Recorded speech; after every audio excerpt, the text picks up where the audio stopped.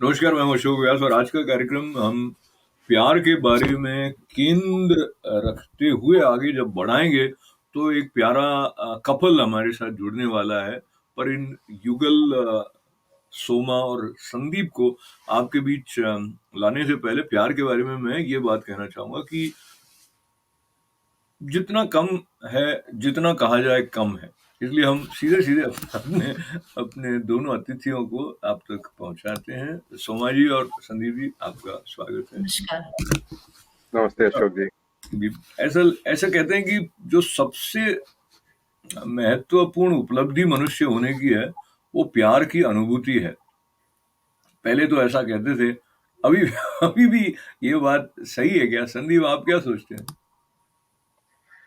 प्यार की अनुभूति सबकी बहुत इंडिविजुअल होती है अशोक जी, और मैं इस चीज़ को मानता हूँ कि ये एक मनुष्य होने का एक हमारा ये सौभाग्य है कि हम इस चीज़ को अच्छे से महसूस कर सकते हैं और एक्सप्रेस कर सकते हैं। और ये अनुभूति जो है, आई थिंक ये मनुष्य के साथ-साथ यूनिवर्सल भी है, क्योंकि अगर हम दूसरे प्राणियों में भी इसको देखें और महसूस करें, तो हम उनके साथ भी अपना प्यार बाँट सकते हैं, और उनका प्यार भी महसूस कर सकते हैं। तो मनुष्य होने के साथ-साथ हम इसको महसूस कर सकते हैं और दूसरों के साथ एक्सप्रेस कर सकते हैं, जी सकते हैं, और प्यार के दम पर ही हम अपनी ज़िंदगी का पूरा ज़िंदगी को जी भी सकते हैं। तो प्यार और जिंदगी और भावनाएं और अपेक्षाएं, बहुत सारे बातें इस समीकरण में आ जाती हैं। इसलिए हमने प्यार का गणित चुना है। तो एक वो गीत आया था कि प्यार है एक निशान कदमों का जो मुसाफिर के बाद रहता है। तो कभी मैं अकेले चलते चलते सोच रहा था कि जब मुसाफिर है तब क्या रहता है, वो महत्वपूर्ण ज्यादा है या मुसाफिर गया वो महत्वपूर्ण ज्यादा है? तो इस बात को लेते हैं, सोमा जी आप बताइए। प्यार के संदर्भ को लेते हुए एक तो वर्तमान है और एक अतीत है। दोनों अपना एक रोल प्ले करते हैं प्यार के इक्वेशन में। क्या लगता है आपको? जैसे संदीप ने बोला, मैं उस बात से सहमत हूँ कि प्यार एक ऐसी चीज़ है जो अनुभूति है। वो मेरे ख़्याल से सचमुच आज के भौतिकतावाद के युग में भी अगर बोला जाए तो प्यार बहुत सारी चीज़ों की क्या केंद्र बिंदु होता है हमारी ज़िंदगी का। चाहे वो शुरुआत जो बच्चे की होती है माँ के प्यार से या माँ के अंदर, या वो बच्चा माँ-पिता के प्यार का प्रतीक होता है। अगर वहाँ से भी शुरुआत करें हम, तो जैसे-जैसे आता है तो आप प्यार के पीछे बहुत सारी चीज़ें करते हो। अगर आप ज़िंदगी में कुछ अच्छा करना चाहते हो, तो अगर आपकी ज़िंदगी में कोई ऐसा है, जिसके लिए आप वो करना चाहो या जिसको जैसे इवन माँ-बाप के प्यार को पाने के लिए बच्चा बहुत सारी ऐसी चीज़ें करता है। सो उस एंगल से देखें और तो प्यार सचमुच केंद्र बिंदु है। सो अतीत में आपका प्यार के साथ कैसा रिश्ता रहा है, उससे भविष्य में आपका प्यार के साथ क्या रिश्ता रहेगा, वो बहुत निर्धारित करता है। जी, तो ये भी एक एंगल है। और संजय जी, दूसरी बात ये है कि कई बार प्यार को पोषित करने के लिए जो स्मृतियों का एक खजाना होता है, वो यानी जैसे कई सारे शेर ऐसे आएंगे आपको ध्यान में, या बैठे रहे तसव्वुर जाना किए हुए दिल ढूंढता है फिर वही फुर्सत फुर्सत के रात दिन। और यादों की खिड़कियां खोल के एक ऐसी पंक्तियां भी थी कि चलो उन यादगारों की अंधेरी कोठरी खोलें, कम से कम एक वो चेहरा तो पहचाना हुआ होगा। बहुत सारी रचनाएं हैं जो कहीं ना कहीं ये जो अनुभूति है प्यार की, उसको फिर से रिवाइव करने में हेल्प करती हैं। लेकिन अगर सिर्फ अतीत में रहा जाए तो क्या वो स्वास्थ्य के लिए ठीक है या नहीं है? इस बात को लेके हम प्यार की गणित की तरफ आए तो सनी जी आप बताइए कि प्यार क्या मनुष्य को अव्यावहारिक बना देता है? मेरे हिसाब से अशोक जी, प्यार त्याग मांगता है, और जब मनुष्य के अंदर त्याग की भावना उत्पन्न होती है, तो प्यार अपने आप उत्पन्न होता है, बिकॉज़ मनुष्य त्याग उसी के लिए करता है जिससे वो सबसे ज़्यादा प्रेम करता हो। तो जब अगर हम अपने आप को भगवान से, ईश्वर से जोड़ने की बात करते हैं, और तो हम भौतिकतावाद और सारे सारे सब कुछ त्याग कर अपने आत्मा को उसके साथ जोड़ते हैं। जब हम अपने बच्चों के लिए, अपने माँ-बाप के लिए, अपने आस-पास वाले लोगों के लिए जिनसे हम प्रेम करते हैं, उनके अंदर अगर हम अपना प्रेम बरसाने की कोशिश करते हैं, तो बहुत सारी जगह हमें अपने सुख को, उसको, अपनी इच्छाओं को त्यागना पड़ता है, अपने प्रेम के खातिर जिनके लिए हम अपना प्रेम न्योछावर करने की कोशिश कर रहे हैं। तो प्यार मेरे हिसाब से बहुत व्यावहारिक एक व्यावहारिकता माँगता है, लोगों से जुड़ाव माँगता है, लोगों से त्याग माँगता है और लोगों से अपनापन माँगता है। ये एक तो मेरी एक सोच है अशोक। तो ये जो सोच है ये बहुत ही काम की सोच है कि आपने त्याग की बात की। त्याग के साथ-साथ आपने ये भी बताया कि जब किसी के प्रति ऐसा भाव है तो आप उसके लिए कुछ करना चाहते हैं। इसमें सोमा जी क्या होता है कि आप करते-करते कहीं न कहीं अपेक्षा के साथ में बंध जाते हैं। जैसे आप पहले जब बच्चों के संदर्भ से बात कर रही थी कि वो माता-पिता से प्यार करते हैं उनकी अटेंशन के लिए, तो वो अटेंशन सीकिंग एक अलग तरह से भी देखी जाती है, जो प्यार से अलग बात होकर व्यक्तित्व का एक है, वो कहे कि आप सेल्फ एश्योर्ड नहीं है, इसलिए आपको अटेंशन चाहिए। तो इस ज़मीन से लेते हुए आप अपेक्षा का प्यार के गणित में क्या रोल होना चाहिए? क्या अपेक्षा शून्य होकर भी संबंधों का निर्वाह हो सकता है या अपेक्षा एक अनिवार्य अंग है, सोमा जी? अ, जैसे बोलते हैं excess of everything is always bad. तो उस ढंग से अगर प्यार मोह में बदल जाता है, तो जहाँ जिसे हम कहते हैं ना कई बार अंधा प्यार हो जाता है, तो उसका जो आपने कहा कि स्वास्थ्य के हिसाब से वो अच्छा नहीं होता। जो नैसर्गिक प्यार है, मतलब जो आपके अंदर नेचुरल प्यार है, चाहे वो माँ-बच्चे का हो, पति-पत्नी का हो, भाई-बहन का हो, वो उस नैसर्गिक प्यार में जैसे संदीप ने कहा त्याग की भावना, तो वो नेचुरली आती है। आप किसी उम्मीद के कारण ये नहीं करते हो, पर हाँ, ये नेचुरल है कि जब आप ज़िंदगी में एक साथ करते हो, तो एक वो स्वाभाविक अपेक्षा बन बन जाती है और वो बहुत स्वाभाविक है। अगर आज कोई भी ये कहता है कि मेरी किसी से कोई अपेक्षा नहीं है, मैं बहुत ही तो मेरे ख्याल से वो सच नहीं कह रहा। ये बहुत नेचुरल चीज़ है, माँ-बाप की भी बच्चों के प्रति, बच्चों की भी माँ-बाप के प्रति और जब मैंने ये बात कही कि बच्चे माँ-बाप के लिए करते हैं, तो वो अटेंशन सीकिंग वाला एक अलग फैक्टर था, पर मैं उस नैसर्गिक प्यार की बात कर रही थी, कि जब बिल्कुल सही है। आपको जी, नैसर्गिक होता है, तो आप नेचुरली करोगे, उसमें आप कोई प्रेशर फ़ील नहीं करते हैं, उसमें आप स्वाभाविक होता है सब कुछ। मुझे तो लगता है ये बहुत ही जी, सॉरी आप कुछ और जोड़ना चाहती हैं? नहीं, मैं यही कह रही थी, तो अपेक्षा भी जैसा मैंने बोला, प्यार संतुलन लाता है। मेरे हिसाब से ज़िंदगी में प्यार आपके संतुलन लाता है। तो अगर आप संतुलित रूप में चीज़ें करते हैं, चाहे वो प्यार हो, चाहे अपेक्षा हो, तो वो सही है। तो बहुत ही सुंदर बताया संदीप जी सोमा जी ने और मुझे लगता है ये हमारे कुछ दर्शक जो कि आप दोनों को व्यक्तिगत रूप से नहीं जानते हैं, उनको मैं ये बता दूं कि आप दोनों ने अपने जीवन को साथ-साथ अपनाया है पति-पत्नी के रूप में भी।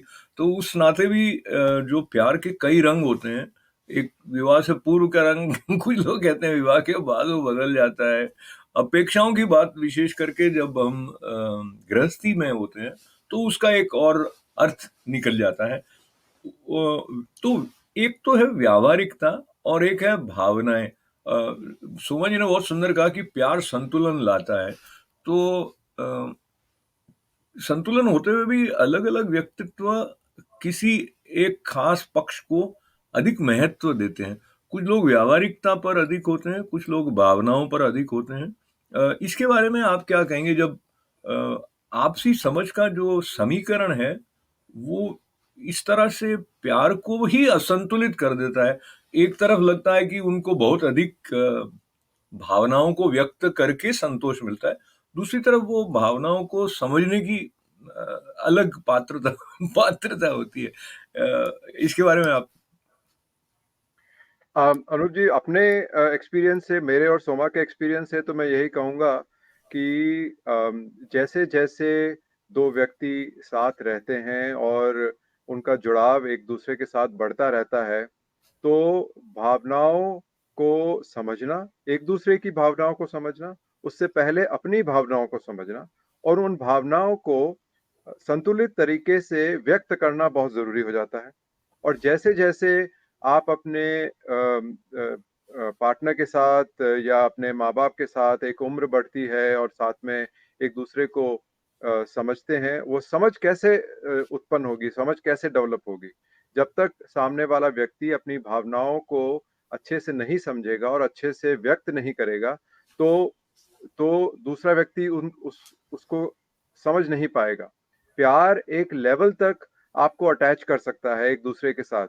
उसके बाद जब एक-दूसरे को अच्छे से समझना हो, तो भावनाओं को समझना बहुत ज़रूरी हो जाता है और मेरे हिसाब से यही सही है अशोक जी कि हम एक-दूसरे की भावनाओं को समझें और एक-दूसरे को प्रोत्साहित करें, अपनी भावनाओं को अच्छे से एक्सप्रेस करने के लिए। तो जिससे प्यार और बढ़ेगा धीरे-धीरे। तो भावनाएँ जीवन का श्रृंगार हैं और जो कवि हैं वो उस श्रृंगार को शब्दों के द्वारा भी पकड़ते हैं। तो आपकी कविता के लिए अनुरोध करने से पहले मैं एक ऐसा गाना जो कि दूसरे छोर का है, जिसकी पहली पंक्ति ऐसी है कि मुझे तुमसे कुछ भी न चाहिए, मुझे मेरे हाल पे छोड़ दो। तो आपको लगता है कि ये मनुष्य वहाँ पहुँच गया है और बहुत सारे प्यार के रंग अलग-अलग गीतों में आते हैं।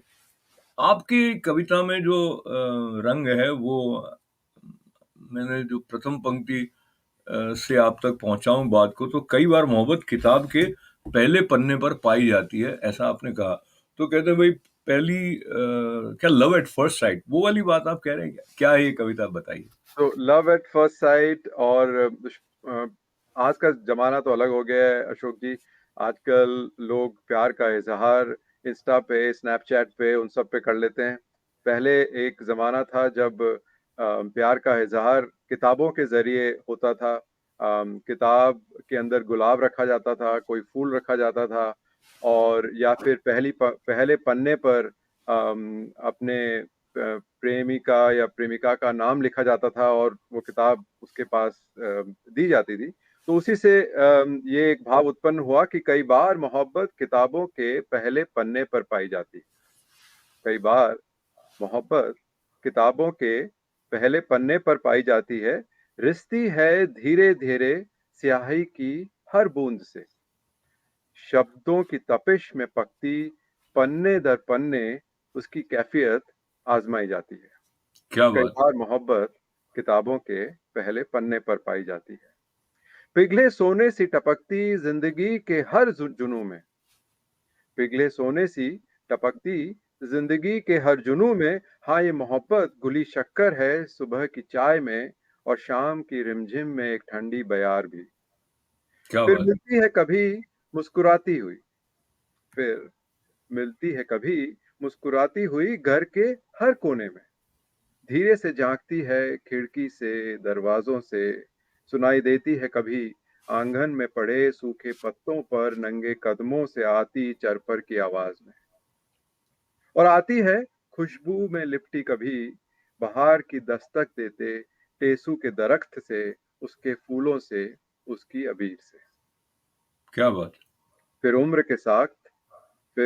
उम्र के साथ पकते बालों में दिखती है और दिखती है मेज पर रखी ऐनक में, बगल में रख मेज पर रखी ऐनक में, बगल में रखी करीने से किताबों में। क्या बात! उनमें से आज वही किताब उठाई है। पहले पन्ने पर फिर से तुम्हारा नाम उकेर देता हूँ। गाढ़ी वाह! होती हमारी मोहब्बत। कई बार मोहब्बत किताबों के पहले पन्ने पर पाई जाती है। क्या बात है! बहुत ही अच्छा। तो इस तरह की कविताएँ सुनने के बाद आप उसको महसूस करने के लिए चुप हो जाओ ऐसा आपको मन होता है और जो बिंब होते हैं वो आपको आपकी कल्पनाशीलता को लेके किसी पगडंडी पर या कभी किसी उड़ान पर लेकर चले जाते हैं और सब अपने-अपने अनुभवों के साथ में, अपनी संवेदनाओं के साथ में उससे जुड़ते हैं। सोमा जी आपकी एक रचना जिसमें कि आप तन और मन दोनों की बात करती हैं उस तक हम जाएँ उससे पहले इनकी कविता के संदर्भ में आप कुछ कहना चाहें? नहीं, इनकी कविता का संदर्भ जैसे संदीप ने बोला ना कि हम दोनों की ही ज़िंदगी की कहानी लें, तो हमारी अरेंज मैरिज थी। हम पहले नहीं मिले थे एक-दूसरे से, हम नहीं जानते थे। मतलब ऐसे बातचीत करके मिले थे पर नहीं जानते थे एक-दूसरे को। तो लव एट फर्स्ट साइट वाली सिचुएशन नहीं थी, लाइकिंग एज फर्स्ट साइट वाली थी, लाइकिंग सर्टेनली थी, तभी हम साथ आए। और फिर एक काइंड ऑफ आपने आप एक कोशिश करते हैं कि जिंदगी साथ चले। तो उसमें जैसा संदीप ने बोला ये बात सही है, इवन जिनकी लव मैरिज होती है, जब आप साथ में ग्रो करते हो तो प्यार के भी अलग अलग स्तर होते हैं। तो आप एक के बाद एक लेवल क्रॉस करते करते धीरे धीरे सुख दुख में साथ रहते हुए फिर वो बॉन्ड मजबूत होता है। तो संदीप की ये जो कविता है, शायद कविता के रूप में वही पूरी बात है कि एक शुरुआत हुई, फिर एक मध्य आता है और एक अंत है, ऐसे करके। तो कैसे वो धीरे धीरे प्यार का रंग अलग अलग, प्यार के सारे ही रंग सुंदर हैं, पर कैसे कैसे वो गहरा होता जाता है उम्र के साथ। सो ये तो कविता बहुत अच्छी है, मुझे जी, बहुत बहुत पसंद है। जी, बहुत सुंदर कविता है। और मैं आपकी बात को कम करने की दृष्टि से, यानी कम का मतलब उसका खूब क्रेडिट आप इनडायरेक्टली ले रही हो, ऐसी बात लगे तो भी संदीप भी उससे डिसएग्री नहीं करेंगे। फिर भी मैं थोड़ा दूसरी तरफ से जाता हूँ कि हर एक मनुष्य अभिव्यक्त करने में उस तरह से सक्षम नहीं होता है।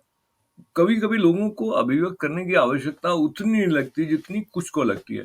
तो आपकी कविता पे आने से पहले, लेकिन एक्सप्रेशन को लेकर भी कभी अ, 2 प्रेमी-प्रेमिकाओं के बीच, पति-पत्नी के बीच में ऐसा लगता है, एक को लगता है कि ये एक्सप्रेस क्यों नहीं करती है या क्यों नहीं करता है, दूसरे को लगता है भई ऐसे अपने आप समझ ले।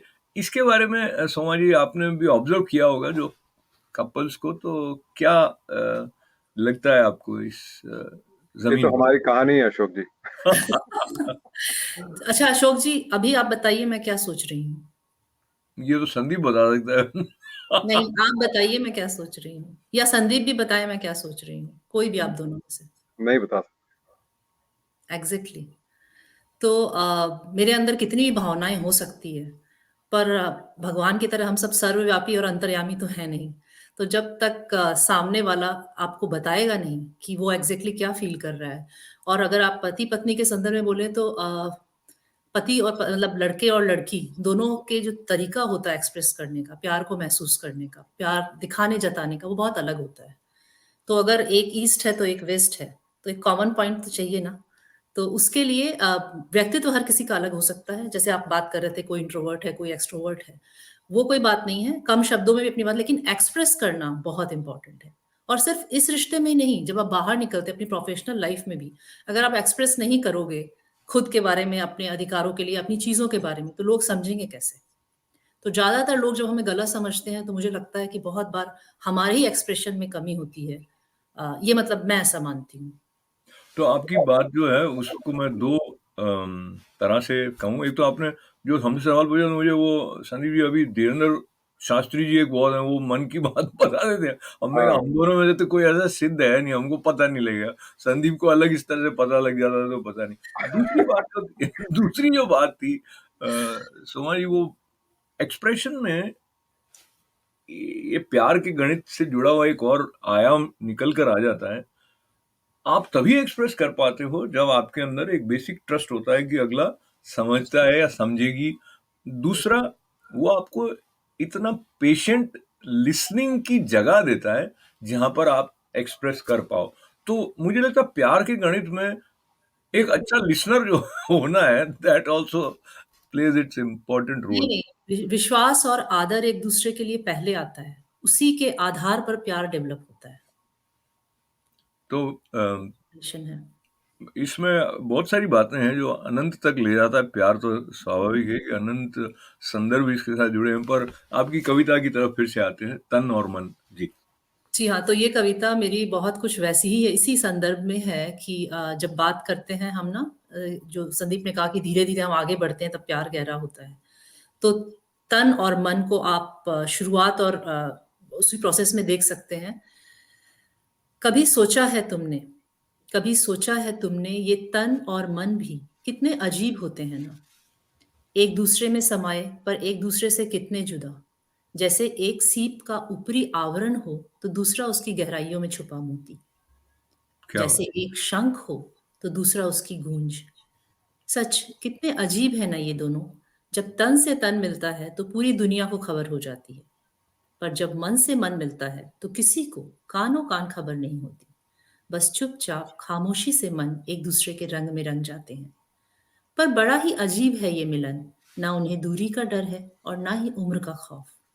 पर फिर भी हर किसी को तन के मिलन की जल्दी है, और मन, वो तो बस अपने मन का नवाब है, पूरा वक्त लेता है, और फिर एक दिन किस कदर खामोशी से किसी और का हो जाता है, पता ही नहीं चलता।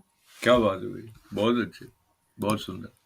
तो संदीप जी, ये जो मन की बात है इसमें एक तो मैं वहां से आ जाता हूँ, या वो कहते हैं गोपियों के संदर्भ को लेते हुए, गोपियां कहती हैं उद्धव जी को कि उदो मन न भय 10-20। इसका मतलब मन एक है, हम्म पर मन के अंदर भी इतना बिखराव हमारी जीवन शैली को लेते हुए होता है। तो कई बार अलग अलग लोगों में अलग अलग समय में वो कहते हैं भाई मेरा अभी डाउन पीरियड चल रहा है। ये समझिए कोई ऐसी घटना हो गई जिसको लेकर आप या तो दुखी हैं या चिंतित हैं या क्रोधित हैं। ऐसे में आपके मन में होता है कि मेरे बिना कहे ये समझ जाए। ऐसी स्थिति में भी जहाँ हम प्यार के गणित की बात करें तो ऐसा अक्सर हो जाता है कि माँ बेटे के हिसाब से भी कहें तो वो माँ पूछती है तेरे चेहरे से लग रहा नहीं, क्या बात हुई मुझे बता। तो ये अपने आप विकसित हो जाता है। इसको भी अगर हम प्यार का एक फैक्टर की तरह देखें तो ये वैलिड तरीका होगा क्या देखने का, संदीप? आई थिंक आप ठीक कह रहे हैं अशोक जी, क्योंकि धीरे धीरे जैसे सोमा ने बोला कि प्यार के आधार स्तंभ क्या है। प्यार का आधार स्तंभ है आदर, प्यार का आधार आधार स्तंभ है ट्रस्ट, और प्यार का आधार स्तंभ है त्याग। तो अगर हम इन सारे फैक्टर्स को, इन सारे पिलर्स को अगर हम कंसिडर करें, तो और प्यार अगर इन सारे पिलर्स के ऊपर बैठा है, स्थापित है, और इनमें से अगर एक पिलर है कि जिसमें हम, वक्त भी एक पिलर होता है जिसका, प्यार का, कि अगर आप जिस व्यक्ति के साथ जितना ज्यादा वक्त गुजारेंगे, प्यार उतना ही गहरा होगा, क्योंकि धीरे धीरे वक्त के साथ आप उसको ट्रस्ट करेंगे। आप और वक्त ऐसे इंसिडेंट्स होंगे आपके साथ कि वो ट्रस्ट बढ़ेगा, वो रिस्पेक्ट एक दूसरे के लिए बढ़ेगा। तो उसमें ये वक्त, मैं सोचता हूँ कि वक्त का, जितना वक्त आप साथ गुजारेंगे वो आपके प्यार को मजबूत करेगा। और उसमें वक्त गुजारने के साथ साथ एक दूसरे को समझने की और जानने की जो इच्छा है, जो चेष्टा है और जो शक्ति है, वो भी बढ़ती रहती है। तो जैसे माँ अगर अपने बच्चे को चेहरा देखकर पहचान लेती है कि ये बच्चा आज किसी मुश्किल में है, वो प्यारवश अपनी माँ को दुख नहीं देना चाहता इसलिए कुछ नहीं बता रहा है, और माँ उसी चीज को पकड़ लेती है कि क्योंकि ये मुझसे प्यार करता है, मुझे दुख नहीं देना चाह रहा है, इसलिए इसके मन में अगर कुछ चल रहा है तो मुझे नहीं बता पा रही है। तो आई थिंक वो ये सारे आधार स्तंभ जब एक साथ अगर मजबूत खड़े हैं, और उनमें से कोई भी एक फैक्टर अगर हम उठा लें, तो वो प्यार को दर्शाता है, प्यार को दिखाता है। तो मैं सोचता हूँ कि ये बहुत सी नेचुरल सी चीज़ है जो आपने इंसिडेंट बताया अशोक जी। हस्बैंड वाइफ में भी होता है, भाई भाई में भी होता है, हस्बैंड वाइफ में भी। बीवी अगर अपने शौहर से किसी बात से नाराज है, वो ऑफिस से लेट आए, तो शौहर घर में घुसने से पहले ही पहचान लेता है कि आज तो गए। तो आई थिंक ये मैं आपकी बात से पूरी तरह से सहमत हूँ अशोक। सोमा जी, इसका एक और एंगल है जो कि थोड़े दूसरी तरफ ले जाता है। पर क्या होता है कि छुपाने का एक सिलसिला कह दीजिए, या कुछ लोगों की आदत होती है वैसे पूरी बात बताते नहीं है। कुछ लगता है कि ये पता लग जाएगा तो गड़बड़ है। जैसे अगर बच्चा अपने कभी मार्कशीट नहीं बताता, हालांकि आजकल मुश्किल हो गया है, बच्चों के लिए पॉसिबल नहीं है, पर कभी होता था कि वो ऐसा कर देते। इसी तरह से पति पत्नी में उनको लगता है कि ये अमुक मैं मनुष्य से मिली हूँ या मिला हूँ और ये उसको अच्छा नहीं लगा, वो छुपा देते हैं। फिर पता चला कि अगले ने फेसबुक पर पोस्ट कर दी फोटो साथ साथ। तो इसको लेके जो एक स्थिति उत्पन्न हो जाती है, वो बड़ा विकराल रूप भी ले सकती है। इसके बारे में सोमा जी आप क्या कहेंगे? तो मैं इसमें इस बात पे एक चीज और ऐड करना चाहूंगी कि ये साइंटिफिकली प्रूवन है कि 70% of our conversation are non verbal. जो 70% टाइम आप लोगों की, अगर आप उनके साथ लंबा रहे हो, तो आप उनकी शक्ल देख के, आप उनके जो छोटे माइक्रो एक्सप्रेशंस होते हैं, किसी चीज में, किसी ऑकवर्ड सिचुएशन में वो कैसे रिएक्ट करते हैं, उससे आपको पता चल जाता है कि सामने वाले ने आपको पूरी बात बताई या नहीं बताई। जब आप साथ, जो वही माँ को जैसे पता चलता है बच्चे अच्छा का। ये इंटरप्ट इनको कर रहा है संदीप, इस मामले में कहते हैं कि महिलाओं को ज़्यादा जल्दी पता लग जाता है पुरुषों को, अगर आपको लगता है ऐसा है? मैं कह नहीं सकता अशोक जी, पर अच्छा ये पर सोमा जी पर आपको लगता है? पर क्योंकि आई आप थिंक जो जितना ज़्यादा सेंसिटिव होता है और भावनाओं को जिसको ज़्यादा समझने की शक्ति होती है, वो महिला हो या पुरुष हो, आई थिंक दोनों ही पहचान सकते हैं। और बाय नेचर आई थिंक जो महिलाएं होती हैं, विमेन होती हैं, वो थोड़ी ज़्यादा सेंसिटिव होती हैं। उनको इमोशंस, और क्योंकि आसपास वो बहुत सारी चीज़ों को साथ लेकर चलती हैं, आई थिंक उनके अंदर एक नेचुरल लेवल ऑफ सेंसिटिविटी थोड़ा ज़्यादा होता है, इसलिए ऐसा लगता है शायद कि वो थोड़ा ज़्यादा पहचान पाती हैं इन इन माइक्रो एक्सप्रेशंस को, जो सोमा बता रही थी।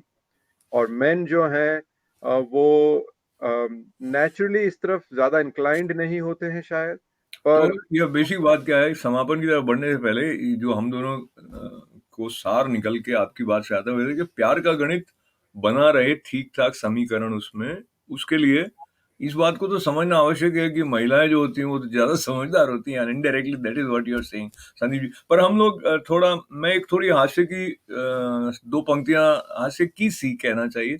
ये मैंने लिखी थी शादी के बहुत पहले, यानी कि बहुत पहले की कविता है। ये जब एक तरह जब से आप वो, थे। हाँ, ये मुझे इसलिए कहना पड़ा, उसका क्यों कारण है आपको पता लगेगा कि मैंने अपने अनुभव से नहीं लिखी थी, अंदाज़े से लिखी थी। वो कहता है वो दोनों शादी के पहले रूखे-सूखे दरख्त के नीचे बैठकर हरी-भरी बातें किया करते थे और अब शादी के बाद हरे-भरे दरख्त के नीचे बैठकर रूखी-सूखी बातें किया करते हैं। तो ये हरे-भरे दरख्त की तरफ आपके साथ चलते हैं और उस कविता से हम बातचीत का समापन करेंगे, जो आपने एक मुलाकातों पर कविता लिखी है संदीप जी। आज बरसती बारिश में कुछ पुरानी मुलाकातें मिली। जी। तो कविता ऐसे है कि आज बरसती बारिश में कुछ पुरानी मुलाकातें मिली, ख्यालों में भीगी सी। आज बरसती बारिश में कुछ पुरानी मुलाकातें मिली, ख्यालों में भीगी सी। फिर सोचा, पहले मिली होती इस कदर तो शायद कुछ ज्यादा बांट लेते, कुछ तेरे मन को, कुछ मेरे मन को। ये क्या बात सैलाब इस तरह ना बहता आज। फिर देखो तो हर तरफ पानी ही पानी है, कुछ तेरी आंख का, कुछ मेरी आंख का। बस इंतजार है रूबरू होने का। क्या बात! क्या बात! बहुत अच्छे, बहुत अच्छे। तो हम डूबने से बाहर आए, सोमा जी आपके साथ। आप ये बताइए कि अगर आप एक सूत्र के रूप में किसी को बताएँ कि अ, उसे कहिए कि प्यार में सफल होने के लिए ये आपकी तरफ से एक सूत्र है, किसी नवदंपति को या प्रेमी-प्रेमिका को देना चाहेंगे, तो क्या सार आपका है? इसे मैं क्या एक कविता के रूप में कह सकती हूँ? बिल्कुल, बिल्कुल। असल में ये कविता मैंने शायद आपके साथ पहले साझा की है, पर आपने जो सवाल पूछा है उसका इससे अच्छा जवाब मुझे और समझ में नहीं जी, आता। जी, तो जी। ये मेरी रिश्तों की रेसिपी है, क्या बात है! कपल्स के लिए। पता है तुम्हें, एक दिन कुछ पकाने का मन किया। पता है तुम्हें, एक दिन कुछ पकाने का मन किया। बस फिर क्या था, जिंदगी की हाड़ी ली और चढ़ा दी अल्हड़ कच्ची सी मिट्टी। अनुभवों ने तड़का भी खूब लगाया, अंदाज से ही डाला था सब कुछ। खट्टा, मीठा, तीखा, नमकीन और थोड़ा सा चटपटा भी। बस अब ढक के रखा है कुछ समय से। बीच बीच में कलछी घुमा देती हूँ कि कहीं जल न जाए। क्या सौंधी सी सौंधी सी खुशबू आती है कभी कभी। तुम्हें भी आती है क्या? लगता है अब पकने लगा है। क्या करें, रिश्तों को पकाने वाली कोई कुकरी बुक नहीं है ना। और यहाँ तो गूगल बाबा भी फेल हो जाते हैं। बस काम आते हैं तो घरेलू नुस्खे और आपसी समझ। कभी चुटकी भर तो कभी मुट्ठी भर। यहाँ तो सारा मामला ही अंदाज का है, नहीं? क्या बात है! क्या बात है! तो अंदाज़ के बाहर निकलते हुए समय बिल्कुल अंदाज़ अपना जो दे रहे हैं, उनको ध्यान रखते हुए संदीप जी, सोमा जी बहुत सारा धन्यवाद है। प्यार के बारे में इतनी प्यारी-प्यारी बातें सुनने का, करने का मौका मिला। हमारे दर्शकों को बहुत भी शुक्रिया। आनंद आया होगा और जीवन में आपके प्यार बढ़ता रहे, ऐसी कामना के साथ।